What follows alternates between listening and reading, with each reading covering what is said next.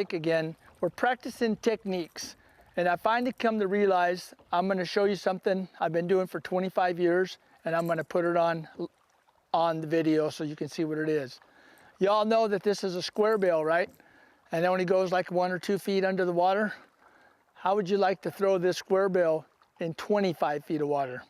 All right, let me turn the boat a little bit, and I'll explain to you in detail how we do it. And we'll throw some of these. It's in the afternoon, it's the middle of the winter. I got a 5/8 ounce tungsten. I've got 2 bobber stoppers, 3 bobber stoppers holding that tungsten, and I have nothing on the top. Okay, I usually have about 15 inches between the bait and this, so that this takes this bait right down to the bottom. Now you can fish a shad pattern or a crawdad. I'm fishing a crawdad because I've been catching on it. Because remember, this bait's gonna be crawling down there in 15 to 25 feet of water, and they're eating crawdads right now. It's winter time. The jig bite's on, so they're gonna eat this bait too. When they're eating more shad in the spring or the summer or whatever like that, you can use different colors. Sometimes I mix it up. You know, I got a whole box of these. You don't lose very many baits at all. So basically, I keep it short too so that I can also throw it. All right, so I'm gonna just throw this out. I'm just gonna lob it out there. I threw it out about 100 feet. I'm sitting in 26 feet of water right now. This bait has hit the bottom. I've got slack line. So during the winter time, I like to fish this real steep rocky bank. This is where I get a lot of my bites, right through this area like this. So once it gets on the bottom, I'm just swimming it real slow like this. That's all I'm doing, just real slow. If you can feel the rocks, that's even better. I let that tungsten just go right in. The trick is, one of the main tricks is, guys, is graphing an area where you're at and finding out what depth of the fish in, you know. Today they've been in 15 to 18, 19, 20 feet of water. So I'm not throwing it right on the bank. I'm throwing it out about 10, 12 feet on the outside of it. And on a steep shoreline like this, you can see that it doesn't, 10 feet out, it's gonna be like 15 feet deep. We got a little wind today, so we're just gonna adjust for that. So I'm just reeling this in real slow like this. I figured out that there's 2 ways to do this sometimes, you know, and everybody has their little secrets of, you know, crankbaiting or spinnerbaiting or whatever. But I've been thinking and I've been trying this a little bit too, about instead of just slow rolling it and reeling. So let me show you. I'm gonna make a cast like this. All right, so I'm about 10 feet, 12 feet off the bank, you know, 50 to 100 feet back. So, all right, I'm on the bottom. So sometimes I can just sit there and pull this like this and just feel that tungsten going down, racking into some of these, you know, big old rocks here. And I'm getting out too deep. That's a secret. You got to keep your boat, you know, if there's a little bit of wind, keep it in the same depth that the fish are in. You don't want to be, I don't want to have my boat in 35 feet of water and then see the fish that I've seen in 18 feet of water. You've got to keep the boat in the same depth for this to work. So I'm going to throw that way out there. Now I'm right in 15, 18 feet of water. So I'm going to let that go all the way down and come in just a little bit. My line's slack. Not completely yet. It's getting there. All right.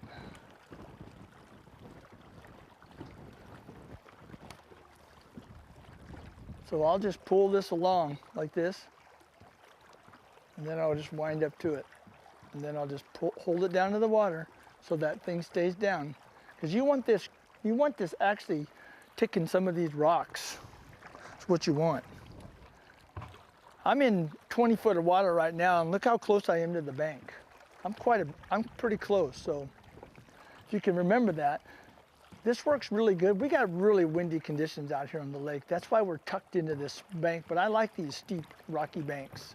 But on the main lake, a lot of times I'll just use my big motor and I'll find out where there's fish on a point, and I'll do that. I'll just go out, cast over the point as far as I can, and I'll just bring this right across. I used to long line my crankbaits. Now I don't have to. It used to take so much time to long line some of these crankbaits. Of course, with a square bill, it doesn't do any good, you know. But that wind just keeps knocking me further and further apart out. Let me get out where the fish are again.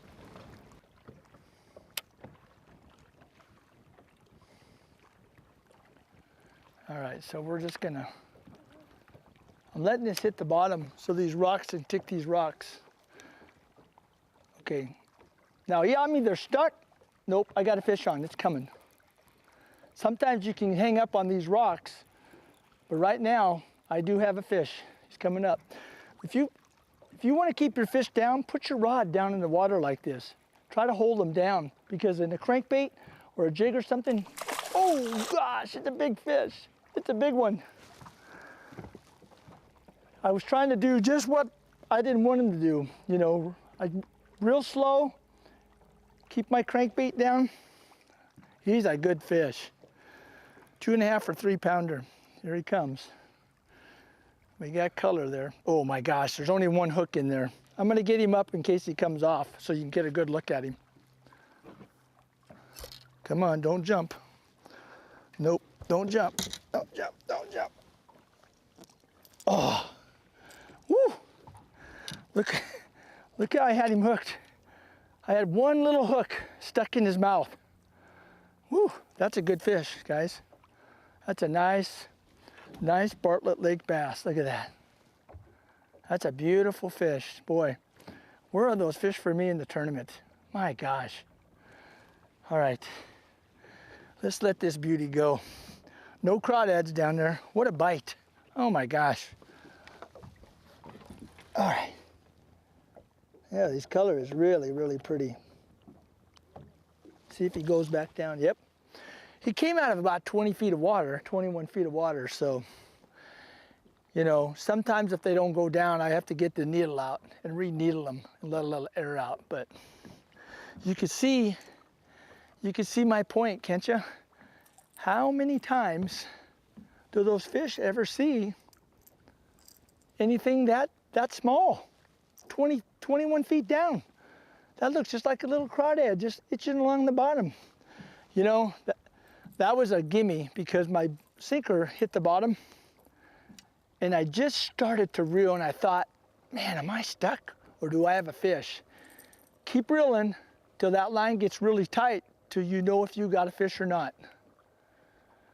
That's my advice to you. Shall we make a few more casts? See if we can get another one. All right. Let me adjust this just a little bit more. There we go. All right, here we go. I'm gonna throw it way, way back there. Wow. Whew.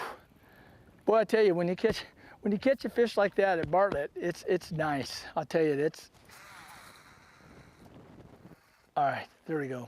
All right. Whew. Look at all the fish here in 12 feet. Maybe they're moving up. I just threw it back in 20 feet. All right, next cast will be, all right, I'm down 20 feet. I'm way away from the bank. You know, sometimes you catch a dink and sometimes you catch a good fish. That was just a kind of a luck out that you don't catch a lot of them like that. You know, guys, on most lakes, Saguaro, that's nothing compared to Bartlett. But on Bartlett Lake, that's a nice fish. This lake has so many one and 2 pounders, 1.5 pounders, and it's not funny. It's a good lake to come to and go fishing, but I'm gonna try some shallow stuff. All right, I'm down. All right, I'm gonna hold my line down towards the water because I want it down as far as possible. And another thing too, I did this in the swimming pool. I've been doing this for like 25 years. I've won a number of tournaments, different lakes, but I've used bigger crankbaits with lips on them. I've never used a square bill. I just started using that just a while back. And there's days, you guys know, there's days when the fishing's excellent and it doesn't matter what you throw, they bite on everything. Then there's days you can come back the next day and strike out. All right, that was close to the bank. All right, let's see if we can catch one.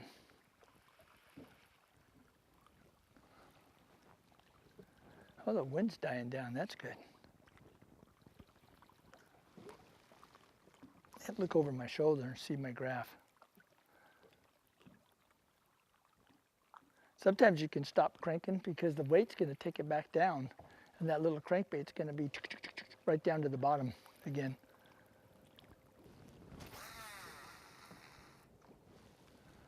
All right, I'm gonna let that go down. I made a really long cast. The longer you can make the cast, the better it is.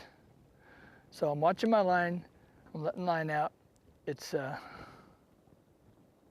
still going down. Still going down. 19 feet here, perfect. That's just where I want to be. That's a good depth. All the fish I've been seeing today have been in 19 feet. Okay, so we're just gonna get that down, start reeling slow.